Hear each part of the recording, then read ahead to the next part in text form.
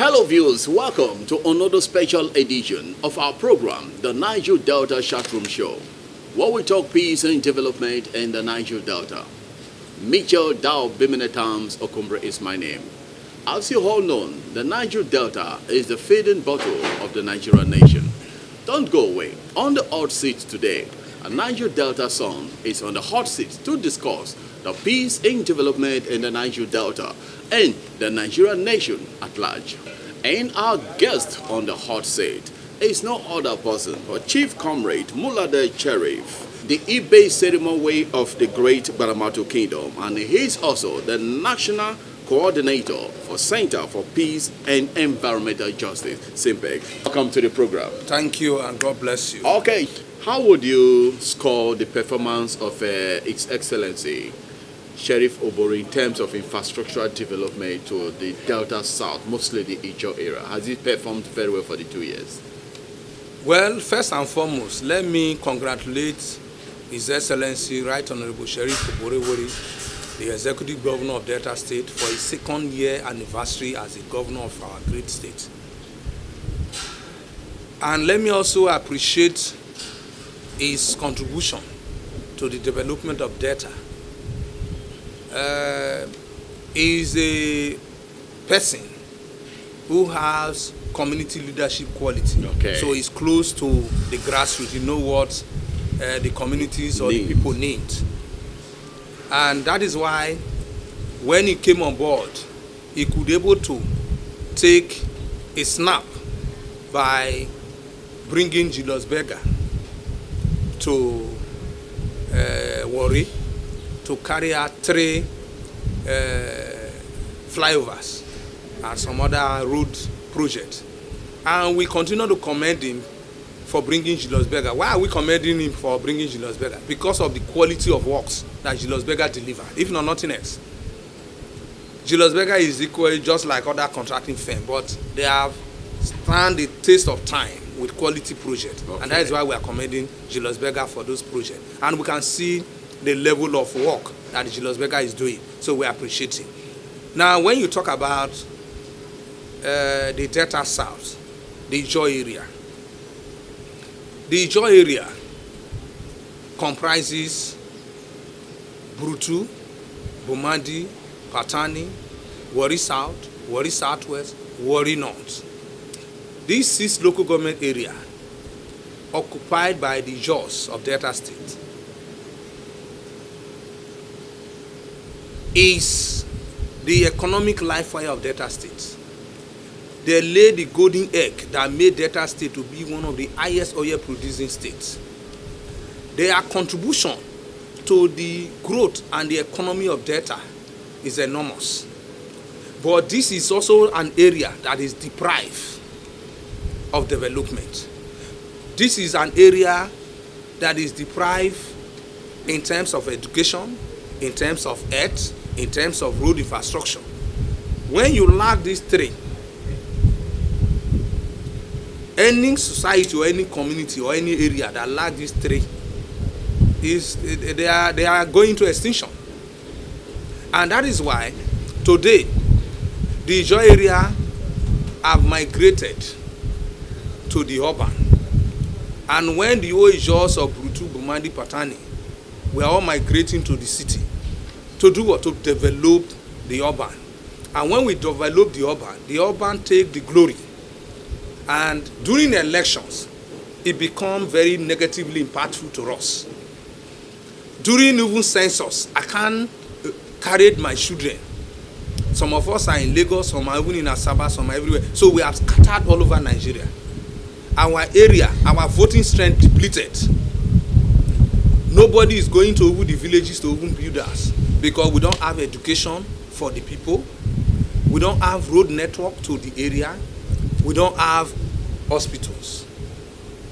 So in order to enjoy some of these social amenities, we all migrated to the city. So the Ijaw areas is depleting in infrastructural development, in voting. That is why conveniently other ethnic groups can today tell the Ijaws that look, when we are using beavers, the Ijaw area is no longer producing as what we expected or experienced before. Because we have all migrated to the city when the government refused deliberately to do this for us. And the government of the days, they are not from the Ijaw ethnic nationalities. So they also see it as an opportunity to develop their area and push us out of those sides so that we can help them to grow their area. Go to the cities, whether you call it Ugele, you call it Wari, you call it Urukpe, call it Saple, call it Asaba. The speed of progress and development in this area, infrastructurally, is the Ijaw people. We are building communities in this area, so they enjoy it and they don't want to develop our area so that we don't go back. So, but I know there is time for all. Okay. There is time for all. So, for now, there is no significant development in the Ijaw area under the Right Honorable Sheriff of Mulade. Should we blame the governor? I see that the governor sometime carry out some concrete walkways in those villages. For example, let me use myself, Baramatu. If you go to Ekrenkuku or go to Kogudeagban, the governor is tying some, carrying out some casting concrete walkway within the village. This is the village of about 2 kilometers by maybe 1 kilometer or less than 1 kilometer. You are doing concrete walkway, not connecting to anywhere. And you call them road, and you go and video them, come and show that I have also approved road in Kuruti or approved road in Ekrenkuku. To go where? Is that road? Those are concrete walkways. It's just like an estate. Yes. It's just like an estate where I'm connecting a road or a road to block A, block B, block C, block D. That is what the government has done in the River area under Okowa to this current administration. Those projects were started by Chevron as corporate social responsibility for Binikrukru, the concrete walkway. Because even before then, government were saying that the terrain is too difficult to develop. So the community demanded that we need concrete walkways to enable us to walk around. And Chevron, through the RODC, the Regional Development Council of Development Agency, under Igbema Gbaramantu, scope a project in those areas in Benin and carry out that concrete walkway. And the state government, NNPC, went to commission it. They said, this can be done by a small organization like this. That is how Okowa also took advantage by carrying out those concrete walkways. And now the government is deceiving the general public that they have constructed a road in the riverine area. So those are not roads. Secondly, even if you want to convert those ones to road, it is expected that, like for Ekrenkuku, from Ekrenkuku, you can connect to Pepama, the next village. You can connect to Ekpemu, Akpata, Kogodeagbene, Ogidadno, Edeba. These are all communities within that island. These are about 6, 7, 8 communities. If you run the road around, we cannot see that. From community A, you can travel to community B, to community C. So it becomes a road. That is also one. Now, if you go to those projects, most of those projects will not stand the test of time because they are concrete walkways. And you know, if you don't apply asphalt, cement, and this with the riverine terrain, the cement cannot stand the test of time.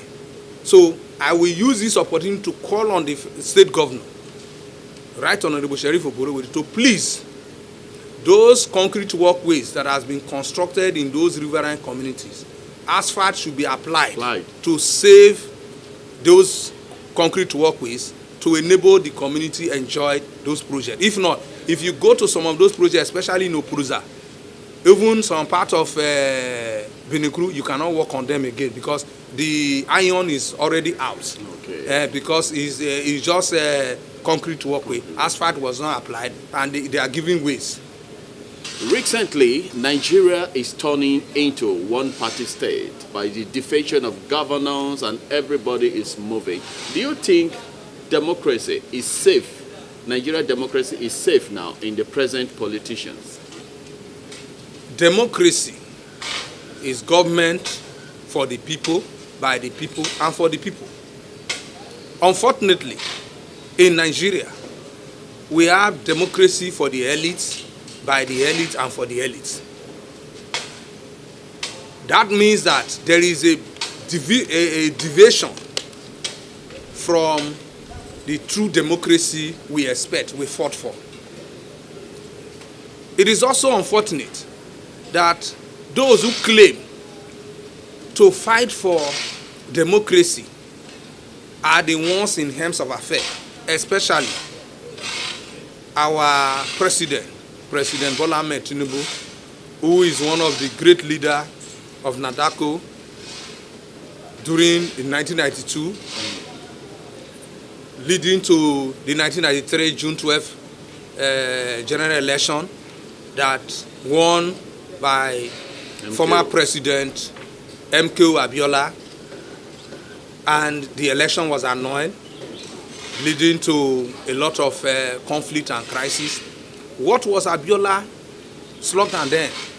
Hope 2023. Hope for Nigeria 2023. And I think in order for Bola Ahmed Tinubu to win, he has to win the act of Nigerians. And that is why he brought Renew Hope. It's like copy and paste from the other, just refine tune. He came with that slogan, and Nigeria could recall he was one of those who were at the forefront fighting for Hope for Nigeria 1993. Hope for Nigeria 1993. Now, this is the man. He came into governance in 2007 after all those challenges, and became one of the opposition sitting governor under AD in Lagos, and did very well. When he exited office, we make reference to Tinubu as the best governor for this period. After this long years of about 16 years, he came in as the president in the helms of affairs. Just like the way Nigeria were clamoring for Buhari, that during Buhari 83 with the Diagon, war against indiscipline. So Buhari and the Diagon was very popular. So when Buhari was coming back, we felt that Buhari is the Messiah, and Nigeria rooted for Buhari, and that is why a sitting president, Dr. Goodluck Ebele Jonathan, could be able to lose to Buhari. Now, when Tinubu came, everybody felt that Tinubu, I've seen a lot. He's one of those foot soldiers who fought for democracy. So let's give him a trial. And Nigerians give him the trial. But it's just 2 years down the line, and 2 years is enough for us to assess a government, for us to know the direction of a government. When it was 1 year, we said, well, it'll be 1 year because of the current situations is not enough to assess it. But now we can assess the government. Truly, the government, is it doing well or not? That is also another big question. Now, when we talk about the current political movement, actors of the political movement in Nigeria, whether are we on a right direction or on a wrong direction? We will say we are on the stomach infrastructural direction. okay, We are operating a democracy of stomach infrastructure. It's not a democracy for the people. It's a democracy of stomach infrastructure. And that is why you see this political defection. When you ask them why are they defecting, it's for nothing. Just to see how they can be recognized within the political setting, if they can be given 1 or 2 appointments to sustain themselves. So, and that is why it becomes a political stomach infrastructure defection. okay, So they are not defecting for your interest, but they will try as much as possible to paint it, trying to use all the good English in the dictionary to illustrate or analyze or to adumbrate on why they are defecting. Like those few states who are defected to join APC will tell you, I'm defecting to connect to the central to develop the state. The man you are defecting to join at the central was a man for 8 years running AD, Alliance for Democracy, then as an opposition governor. Only him single-handedly run for 8 years and make Lagos to become great. Are you running to join him to become a puppet? Are you running to join him to become an ass boy as a governor? Are you running to join him for your second turn ticket? If you have done well, you serve the people. It is the people that will give you their mandate to go back as a governor. It is the people that will give their mandate to you as a senator, as of assembly member. So why will you be running after somebody who have done well, create a record for himself that people can refer to? So what record do we refer to you as a governor if you are defecting from your own state to join other? It's just that Nigerian politics and democracy lack ideology. Every political party has an ideology. It is the ideology that you look towards, you walk towards. It is not about the person. Okay. We need to look at the ideology of the political party. So you can use, like in the United States, where we say we copy presidential democracy from, the Republican and the Democrat. Whenever a Democrat is there, you know the ideology of a Democrat. When you see Republican, you know the ideology of the Democrat, Republican. So, but even if you go to the UK, you see the Labour and the Conservative parties. So you see the ideology. But in Nigeria, where is the ideology? We have multiple party system that is not even working.